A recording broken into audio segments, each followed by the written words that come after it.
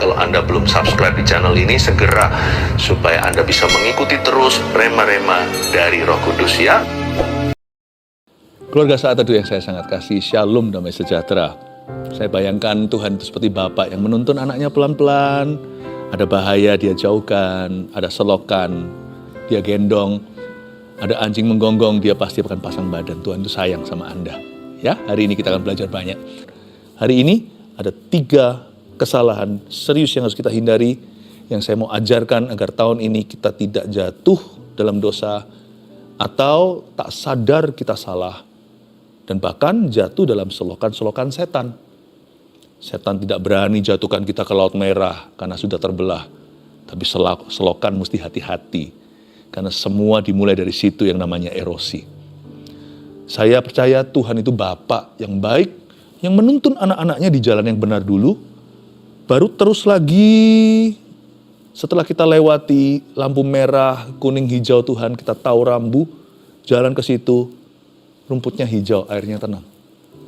Jalan salib itu hanyalah suatu transisi menuju pada kebangkitan. Tuhan itu punya rencana indah, tapi hati-hati, jangan sampai kita melanggar firman Allah. Kita semuanya harus belajar benar. Kita akan belajar dari 3 orang di dalam cerita ini, dan 2/3 diantaranya itu orang super pilihan. Orang pilihan pun bisa salah kalau dia tidak waspada. Tiada lain, di sini kita akan pelajari 3 kesalahan itu langsung dari 3 tokoh yang saya sebut, yaitu Abram, Sarai, dan Hagar. Kita akan baca ayatnya di Kejadian pasal 16 ayat 1-10, ambil catatan. Saya mengasihi Anda, keluarga Saat Teduh bersama, dan juga tentunya Jemaat GMS yang saya sangat-sangat dan paling cinta. Saya berdoa agar kita diluputkan dari mara bahaya. Dan kadang-kadang mara bahaya yang utama itu bukan dari orang lain, tapi dari diri kita sendiri. Mari kita jalan dengan Yesus dengan penuh seksama dan hati-hati. Karena hari-hari ini adalah hari-hari yang jahat. Abraham pun bisa jatuh. Hati-hati ya, ini cerita Abram, Hagar dan sebagainya. Kita baca dulu ayatnya, Hagar dan Ismail di Kejadian pasal 16 ayat 1-10. Saya bacakan beberapa ayat dulu. Adapun Sarai, namanya masih Sarai, belum Sarah. Ini masih di zaman lama. Istri Abram itu tidak beranak. Ia mempunyai seorang hamba perempuan, orang Mesir, Hagar namanya. Berkatalah Sarai kepada Abram, engkau tahu Tuhan tidak memberi aku melahirkan anak. Karena itu baiklah hampiri hambaku itu, mungkin oleh dialah aku dapat memperoleh seorang anak. Dan Abram mendengarkan perkataan Sarai. Saya jelaskan satu persatu dulu, 2 ayat dulu. Adapun Sarai, istri Abram itu tidak beranak. Setiap orang pasti punya masalah dan pergumulan, tak terkecuali saya, tak terkecuali kami. Kita semua beranjak dari suatu keadaan. Dan setiap keadaan kita itu adalah ujian. Tidak ada orang hidup itu tanpa circumstances, tanpa suatu kondisi tertentu. Keadaan itu realita kehidupan.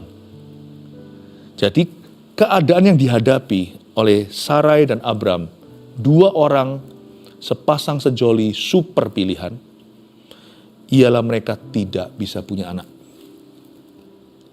Lalu ia mempunyai seorang hamba perempuan, orang Mesir, Hagar namanya. Masuk pemain berikutnya. Hagar bukan orang pilihan pada mulanya. Namun pada akhirnya saya kasih bocoran, dia mendapatkan belas kasihan karena Allah kita tuh fair. Lebih dari fair, Tuhan tuh just atau Tuhan tuh adil. Hagar sebenarnya tidak masuk di dalam perhitungan. Karena urusan Tuhan adalah dengan Abram dan Sarai istrinya. Tapi cerita ini ada korsletingnya. Dimulai dari sebuah keadaan yang jauh dari ideal. Tidak punya anak, beberapa pasangan memang tidak diberi keturunan. Tapi yang mengenaskan adalah Abram punya janji dari Tuhan bahwa dia akan menjadi bapak bangsa-bangsa, keturunannya sebanyak pasir tepi pantai, bintang di langit. 1 aja belum ada, lebih celaka lagi, mereka sudah tua, sudah lewat masa untuk bisa melahirkan, sudah tidak subur lagi. Abram sudah umur berapa tuh? FYI ya, for your information only.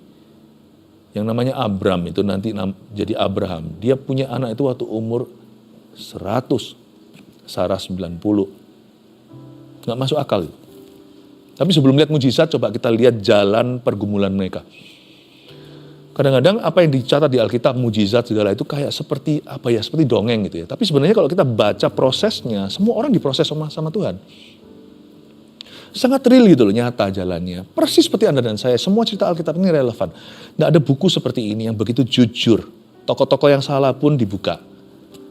Tidak untuk mempermalukan, tetapi untuk menjadi sebuah kebenaran dalam kehidupan kita. Kita lihat sekarang ayat 2. Sarai yang mulai lemah iman. Berkatalah Sarai kepada Abram, di sini mulai erosi. Sebenarnya pasal 16 tidak boleh terjadi, tapi ini ditambahkan dan Tuhan catat dalam sejarah supaya menjadi pembelajaran untuk kita. Ayat 16 ini kesalahan Abram, Sarai, istrinya, bahkan Hagar juga. Berkatalah Sarai kepada Abram, dimulai dengan ini. Engkau tahu Tuhan tidak memberi aku melahirkan anak. Saya ulang lagi kalimatnya Sarai. Engkau tahu Tuhan tidak, berhenti di sana, garis bawah itu. Nah di sini, this is the problem. Persoalan rohani selalu dimulai dengan kurang percaya. Karena Allah kita nggak kelihatan. Sekalipun kita rajin berdoa, waktu kita dapat ujian, doa nggak bisa menyelamatkan. Tetap iman. Banyak doa tidak tentu Anda akan banyak beriman. Buktinya orang yang mendoakan Petrus keluar penjara, Petrus keluar beneran, mereka nggak percaya. Petrus dibiarkan angin-angin di luar. Lama-lama. Saya ingin Anda untuk menyadari, kita menyadari bahwa pada waktu kita diuji, tetap iman yang berbicara. Nah doa itu mempersiapkan supaya iman kita gede. Jangan sampai doa lama tapi imannya kecil pula. Dan Abram, Sarai dimulai dengan ini, engkau tahu Tuhan tidak. Disinilah permasalahan, ketika Tuhan seolah-olah tidak bertindak, kita biasanya akan main tangan. Kita akan, bahasa Inggrisnya we will take matters into our own hands itu ya. Kalau di jalanan misalnya polisi belum datang, wah diserbu massa, misalnya ada tabrakan atau gimana, wah diserbu. Saya tahu lah maling patut dihukum, tapi biarkan yang berwenang. Digebukin massa itu juga bukan cara. Sana mencuri, yang satunya lah, tapi sisi lain orang-orang itu main hakim sendiri, padahal mereka tidak license, tidak punya izinnya untuk menghukum orang. Menurut saya sih sama-sama salah. Engkau tahu Tuhan tidak. Janganlah kita main hakim sendiri. Jangan sampai kita kalau lihat Tuhan belum berbuat apa-apa atau tidak berbuat sesuatu, lalu kita melakukan sesuatu dalam kedagingan kita. Don't do that. Kalau kita lakukan itu nanti ya kita menabur sesuatu yang akan kita tuai di depan. Jalan yang benar itu adalah jalan satu-satunya menuju ke rumput hijau air tenang. Kalau jalan benar itu kita kompromikan, ke depan rumputnya biru, bengkak, blue black, hitam biru semuanya, dan airnya keruh. Never, saya paling takut kompromikan kebenaran, karena berarti rumput hijau tiada, dan air tenang. Sekarang saya masih tenang, tapi tidak kemudian. Engkau tahu Tuhan tidak. Wah, disinilah masalah mulai masuk. Kita lihat ayat itu tetap ayat itu, tapi di kalimat kedua. Karena itu, ini yang saya sebut sebagai saran maut. Karena itu baiklah hampiri hambaku itu. Hampiri di sini tidur dengan dia maksudnya. Ini bukan hampiri datangi, tapi kawini. Mungkin oleh dialah aku dapat memperoleh seorang anak. Tunggu ya, kalau kita baca gini seolah-olah Sarai itu amoral ya. Bukan. Sebenarnya ini bicara tentang culture atau kebudayaan saat itu. Sekarang sih rasanya keterlaluan wanita ini. Tapi zaman itu adalah standar. Di zaman purbakala, zaman itu ada sebuah custom, ada sebuah kebiasaan di Mesopotamia, di Timur Tengah, dan bahkan di Kanaan.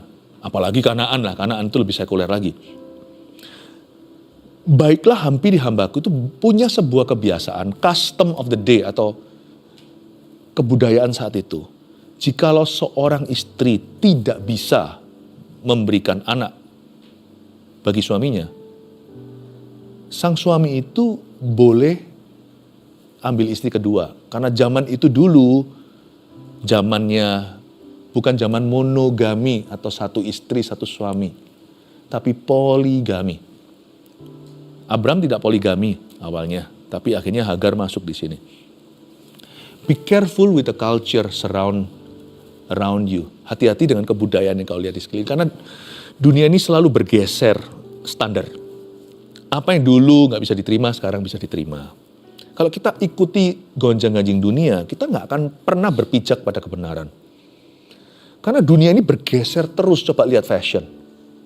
Cuman dulu baggy, lalu habis itu ketat, lalu baggy lagi.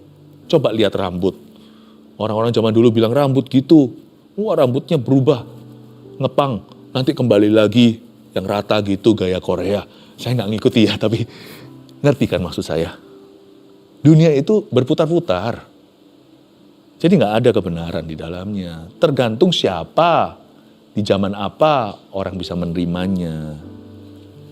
Karena itu kalau kita ikuti cara dunia, nggak mungkin kita ketemu Tuhan. Nggak mungkin. Dan Tuhan itu satu-satunya nggak berubah sepanjang zaman. Dan juga jangan pakai caramu sendiri. Karena itu segala metode yang kita pakai, pastikan kita bandingkan dengan firman. Seperti lagu yang dulu pernah populer apa itu? Kalau dibanding-banding ya pasti kalah. Orang dunia banding-bandingkan cara kita, apa yang saya terima sebagai kebenaran, kalau kita adu dengan kebenaran sesungguhnya yang asli nih, bukan yang KW-an, ya pasti kalah. Karena itu tidak bisa kita halalkan segala cara meskipun tujuannya benar. Metodemu dan metodeku dalam hidup ini menghadapi apapun harus diadu dengan firman Tuhan. Harus. Itu satu-satunya jalan kebenaran. Sebelum rumput hijau dan air tenang. Kalau kita baca sekali lagi, menurut ayat 2 kalau kita baca di zaman ini, apalagi kita orang Kristiani, absurd sekali, absurd. Ini sesuatu yang kita geleng-geleng kepala, apa-apaan nih Sarai. Tapi zaman itu oke. Coba lihat ya, yang sekarang kita buat oke nih. Zaman dulu, geleng-geleng kepala orang zaman sekarang nih gimana. Mikir apa orang-orang itu. Muter-muter kan? Ada yang oke dulu, ada yang oke sekarang. Ada yang dulu nggak oke, sekarang nggak oke. Beda-beda. Tergantung siapa. Metode kita, whatever it is, apapun juga, harus kita uji dengan firman Allah. Harus. Ini disiplin saya yang paling tinggi dalam hidup ini. Karena saya juga orang. Dalam hidup ini, berulang kali, saya itu kepingin pakai cara gua. Apa-apa pakai caraku. Saya itu begitu orangnya. Saya ini dulu tebal daging. Tapi Tuhan kikis luar biasa. Bukan demi dapat berkat, kemakmuran, mujizat. Bukan ya. Yang saya kejar itu bukan itu semua. Yang saya kejar itu perkenanan Allah. Meskipun kalau saya taat tidak dapat apa-apa. Saya dapat perkenanan Tuhan itu segala-galanya. Jadi saya tidak melihat apakah hari ini saya diberkati dan saya punya hubungan baik dengan Tuhan itu berdasarkan apakah saya punya berkat jasmani. Atau pelayanan saya dipandang orang, atau mungkin saya mengalami keberuntungan. Tidak. Standarku bukan pengalamanku. Standarku adalah firman. Firman berkata jangan, saya tidak. Firman berkata iya, saya nggak berani, nggak jalan. Saya dapat apa, nggak dapat apa, nggak relevan. Kalau mau ikut Tuhan terus gitu. Makanya kalau kita tahu dari situ kan kita tahu bahwa tidak semua orang sungguh-sungguh mengikut Tuhan. Kita harus hati-hati ya.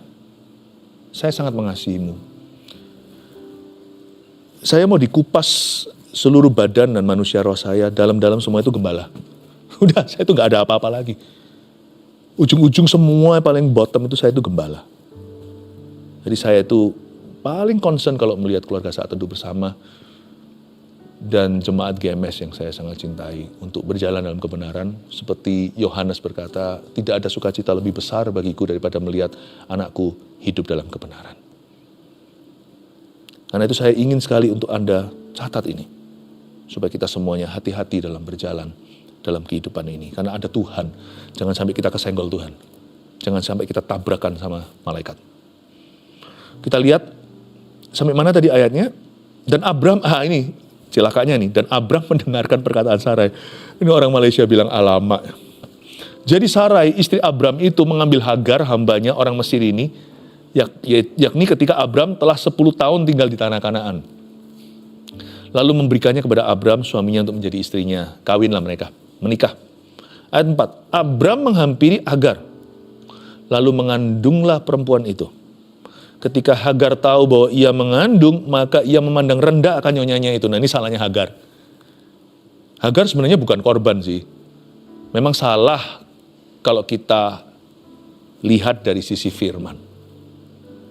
Tetapi sebagai seorang hamba bahkan budak, diangkat jadi nyonya meskipun nyonya kedua. Harusnya ya secara manusia nih, kalau secara firman, ya jangan bangga, karena itu salah. Ini semua serba kesalahan. Tapi secara manusia, harusnya kamu tahu rasa cukup lah. Harusnya jangan memandang rendah nyonyamu lah. Dia istri ke-1. Sudah mengandung, ya sudah, berterima kasih lah. Statusmu itu sudah diangkat dari budak, jadi istri Tuhanmu, dari pembantu, jadi nyonya di dalam rumah, meskipun kalah haknya sama nyonya besar. Malah memandang rendah. Nah, ini salahnya Hagar. Nggak tahu kata stop. Harusnya dia berhenti di titik tertentu, dia lanjutkan. Dan Tuhan tidak suka sesuatu yang berlebihan. Tuhan mau agar kita itu punya kendali. Sebenarnya Tuhan tidak menentang Hagar. Sebenarnya Hagar disebut korban juga susah kalau saya sebut dia korban. Menurut saya dia juga nggak keberatan lah jadi nyonya lah. Menurut saya. Malah justru yang dirugikan harusnya Sarai. Tapi Sarai juga nggak kebagusan. Ini nanti tenang aja, saya kasih rangkumannya. Saya kasih dulu renungannya. Ayat 5. Lalu berkatalah Sarai kepada Abram. Ini Sarai ngomong gini. Penghinaan yang kuderita ini adalah tanggung jawabmu. Akulah yang memberikan hambaku ke pangkuanmu, tapi baru saja ia tahu bahwa ia mengandung, ia memandang rendah akan aku. Tuhan kiranya menjadi hakim antara aku dan Hagar. Betul? Bukan. Tuhan kiranya menjadi hakim antara aku dan dia. Bukan. Tuhan kiranya menjadi hakim antara aku dan engkau. Ini Abram kalau bisa bahasa Hokian, dia berkata, ini istriku gak cengdi nih. Gak masuk akal ini. Idenya dia, aku kan tinggal nurut saja. Happy wife, happy life kan. Istri bahagia kan hidupku bahagia. Yaitu salahnya Abram. Abram mengikuti rencana, harusnya dia sebagai kepala keluarga, dia harusnya tahu jelas bahwa itu salah. Itu oke di dunia sekitarnya, tapi dia kan orang pilihan Allah. Bapak iman lagi. Dan Tuhan jelas-jelas bilang bahwa nanti dari Sarai lah keturunanmu yang sah. Abram juga gak bisa alasan sih. Dia bahasa Inggrisnya, dia play along. Abram juga gak merugi ya kan. Sebenarnya disinilah kekacauan ketika kepala keluarga tidak menjadi imam. Lalu berkatalah Sarai kepada Abram, penghinaan yang kuderita ini adalah tanggung jawabmu. Sekarang ketika dia dihina sama susternya ini, sama hambanya, dia marahnya sama suami. Penghinaan yang kuderita ini adalah tanggung jawabmu. Kadang-kadang disinilah miskomunikasi antara laki dan perempuan, pria dan wanita. Orang berkata pria pakai logika, wanita pakai feeling. Nggak tentu juga sih, cuman logikanya laki dan perempuan itu beda gitu aja. Jadi sebenarnya bukan siapa lebih logis. Cuman bahasanya juga lain gitu loh. Bahasa laki-laki lebih rasional. Perempuan punya rasionalnya, tetapi dia punya intuisi. Udahlah, nggak usah ngomong siapa benar siapa salah. Tapi di sini terjadi suatu konflik yang luar biasa. Salahmu, si Sarah tuding si Abram. Kamu kan juga suka. Waduh. Tapi untungnya Abram juga tidak dia tidak terjadi geger besar. Jadi itu untungnya. Tetapi Abram di sini ada satu kekurangan, nanti saya juga bahas. Penghinaan yang kuderita ini adalah tanggung jawabmu. Saya ingin kita belajar di ayat 5 ini bahwa waktu kita frustrasi tentang sesuatu, sangat lebih mudah untuk menyalahkan sesuatu daripada kita bisa refleksi. Jadi manusia itu cenderung, karena itu bakat alam kita dari Adam dan Hawa. Kita itu punya talenta, satu ini tidak baik. Talenta kita adalah gagal atau salah fokus. Gagal fokus. Kita itu selalu gitu. Jadi pada waktu dia frustrasi, lebih gampang untuk menyalahkan. Dia berkata, dia salahkan suaminya dalam hari ini daripada dia mengakui kesalahannya, kekurangannya, kelemahannya, dan dia minta pengampunan. Pengampunan Allah dan minta maaf kepada yang bersangkutan atau bagaimana. Dalam hal ini Sarai mengalami yang namanya seperti tali yang kusut. Dia salahkan suami, padahal itu bukan intinya. Dia salahkan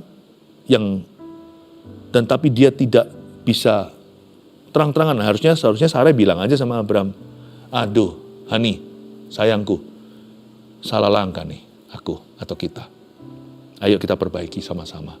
Minta ampun, minta maaf kepada siapa yang kita memang perlu minta maaf. Ampuni siapa yang kita perlu ampuni. Tapi Abram juga nggak bagus. Harusnya dia juga berkata, ya sorry ya, aku kok nggak cegah kamu lah atau apa. Sorry, harusnya gitu. Enggak sih, enggak. Malahan kata Abram pada Sarai ayat 6, hambamu itu kan di bawah kekuasaanmu. Perbuatlah kepadanya apa yang kau pandang baik. Lalu Sarai menindas Hagar sehingga ia lari meninggalkannya. Ayat 6, hambamu itu di bawah kekuasaanmu, perbuatlah kepadanya apa yang kau pandang baik. Ini kedengarannya kejam sekali, seperti barang. Seperti memperlakukan orang sebagai objek. Malu saya. Kalau kita disebut juga keturunan Abram, kok gini nenek moyang kita ya. Tapi di sini kita pelajari sesuatu, tidak ada manusia yang sempurna. Orang pilihan pun bisa salah. Ini Abram orang pilihan Allah loh, jangan salah loh. Nenek moyang Yesus Kristus. Tapi inilah titik lemah lah, disinilah dia keseleo iman nih. Namun demikian Tuhan tetap mengasihi dia. Ini loh, kita itu punya Allah yang setia pada kita waktu kita nggak setia kepadanya.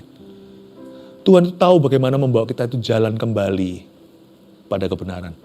Dia menuntun kita yang salah ke jalan yang benar oleh karena namanya. Itu loh Tuhan itu. Kalau saya baca gini itu saya kagum sama Allahnya Abram. Saya tetap sangat respect sama Abram. Karena iman kita dibanding dia itu salah kita lebih sering dari dia. Sekali-kali aja hanya karena dia Abram public figure makanya menyolok.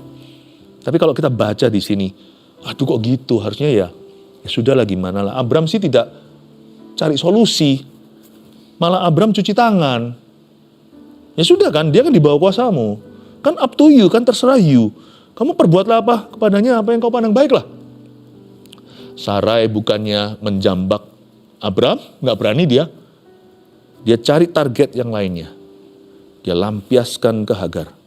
Sehingga Hagar lari meninggalkannya. Nah di sini salah Hagar lagi. Pastor Philip, hari ini kok kita cari salah orang terus? Ya, kita harus cari salah. Ini kan orang-orang yang sudah mati. Supaya kita hidup jadi benar. Nanti suatu hari biarkan orang bicara kesalahan kita, nggak apa-apa sih. Supaya mereka jadi benar. Kita bisa memuliakan Tuhan dalam kebenaran kita, tentang kesalahan kita. Asal jangan sengaja untuk bersalah kepadanya. Kesalahan Hagar apa? Dia ini saya sebut escape artist. Dia ini tukang kabur. lari terus. Ini lari kan? Dia balik kan? Karena Tuhan berkata sama dia, kamu harus pulang kembali kepada hambamu. Di ayat 7, lalu malaikat Tuhan menjumpainya dekat suatu mata air di padang gurun, yakni dekat mata air di jalan ke Syur. Katanya, Hagar, hamba Sarai, dari manakah datangnya dan kemanakah kamu pergi? Jawabnya, aku lari meninggalkan Sarai nyonyaku. Lihat tuh. Selalu kabur. Sukanya lari dari masalah. Aku lari meninggalkan Sarai nyonyaku. Itulah cara Hagar. Hagar's way is always to flee. Cara Hagar itu selalu lari. Lalu kata malaikat itu kepadanya, lihat kata malaikat, kembalilah kepada nyonyamu. Baiklah engkau ditindas di bawah kekuasaannya. Lah malaikat kok jahat? Bukan. Ini malaikat ini sangat memungkinkan adalah penampakan Yesus Kristus. Karena malaikat di sini pakai M huruf besar. Ini bukan malaikat ciptaan. Ini bicara tentang divine being atau seorang pribadi ilahi. Kembali untuk kamu ditindas di bawah kuasanya itu bukan dibunuh, bukan dianiaya. Maksudnya sekalipun ditindas kamu harus kembali. Berarti di sini satu-satunya cara kita mengalami pembelaan Tuhan, pertolongannya, penyertaannya juga, adalah dengan kita menghadapi masalah itu, bukan lari daripadanya. Menghadapinya dengan kepala dingin, hadapi dengan cara Tuhan, bukan dengan caramu. Hadapi dengan cara Tuhan, dan melalui tunnel, melalui yang namanya, tunnel itu apa ya bahasa Indonesianya? Melalui terowongan tersebut, kita melalui terowongan tergelap sekalipun, lembah kelam pun, jalani, bukan jalan pintas. Jalani, bukan dengan jalan buta, bukan membabi buta, tetapi jalani dengan cara Tuhan. By facing the problem, dengan kita menghadapi masalah kita, baru kita mengalami urapannya. Tapi Hagar sih, cara dia nggak gitu. Ini bukan terakhir kali dia lari. Nanti waktu dia memang akhirnya diusir pergi. Dan Sarah mengusir Hagar, Abraham pun akhirnya setelah mendengar suara Tuhan, let her go, biarkan dia pergi. Hagar pergi, saya kasih bocoran, nggak usah dibuka ayatnya, sekedar cerita.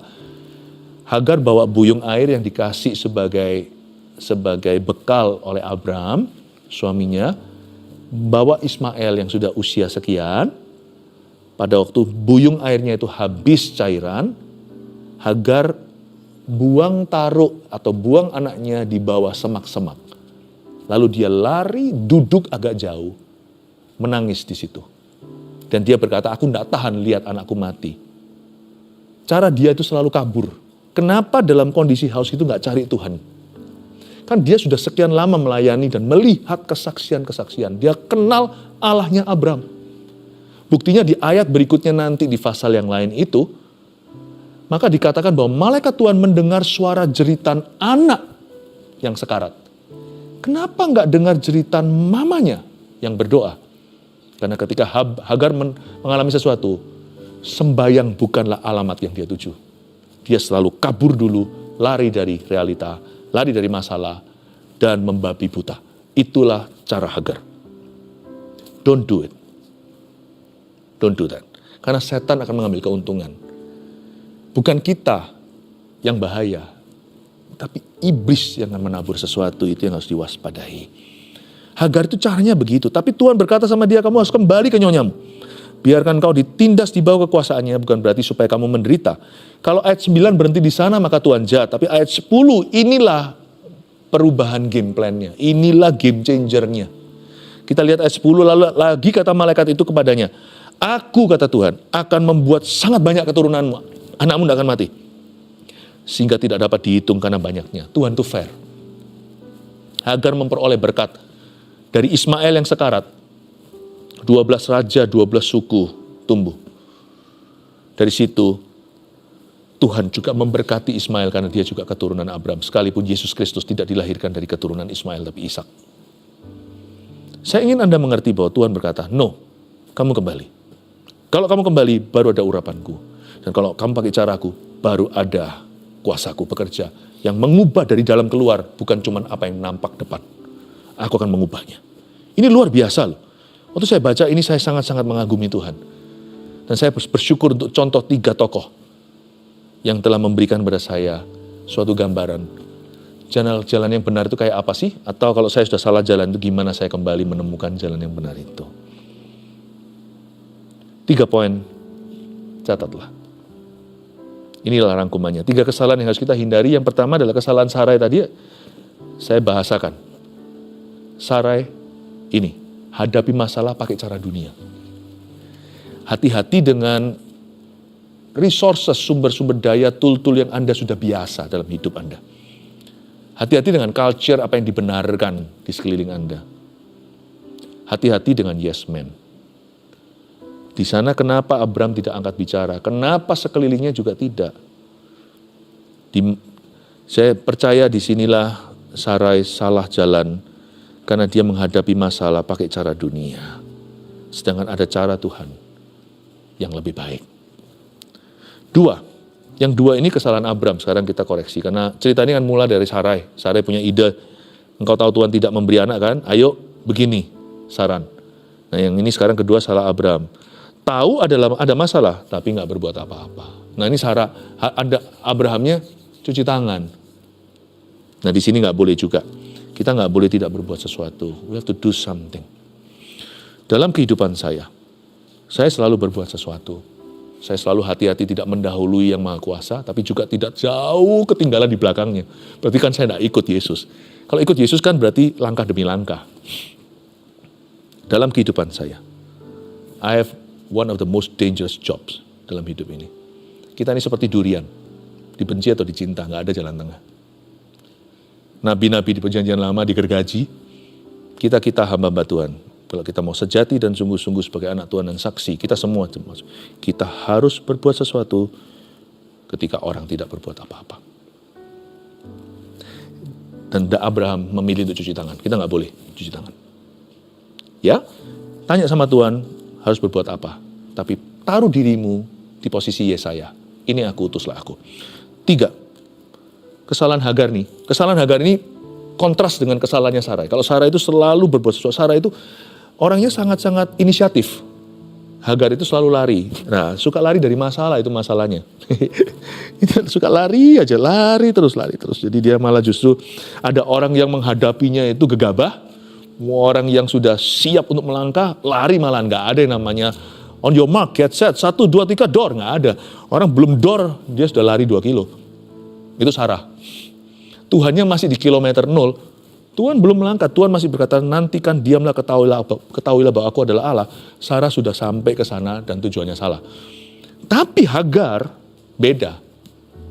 On your mark, get set, 1, 2, 3, door. Dia sudah larinya ke belakang. Udah lari, lenyap, hilang. Anak pun dibuang di semak-semak. Ada orang yang suka cuci tangan. Seperti Abraham, ada orang yang suka lari. 3-3 ini harus Anda hindari. Kalau tahun ini menjadi tahun yang penuh dengan mujizat dan berkat, jangan sampai ada missing piece dalam kehidupan Anda. Jangan hadapi masalah pakai caramu atau cara dunia. Jangan tahu sudah ada masalah nggak berbuat sesuatu. Jangan suka lari dari masalah. Cari hobi yang lain. Lari beneran kek, ya kan, kardio daripada lari dari masalah. Itu bukan olahraga, itu celaka. Saya berdoa 3 ini menuntunmu di jalan yang benar oleh karena namanya. Oh haleluya, I love you, God bless you. Getah bening sembuh sendiri, nggak ngerti maksudnya apa. It's hitting somebody. Getah beningmu sembuh sendiri, kata Kristus. God bless you. How do I end this flow? There is a flow in the Spirit. Saya merasakan Gembala Agung kita itu senang sekali sekarang. Angkat tanganmu seperti ini. Selalu ku rindu lekat dalam hatimu. Ku rindu lekat dalam hatimu. Mengikuti rencanamu, mengikuti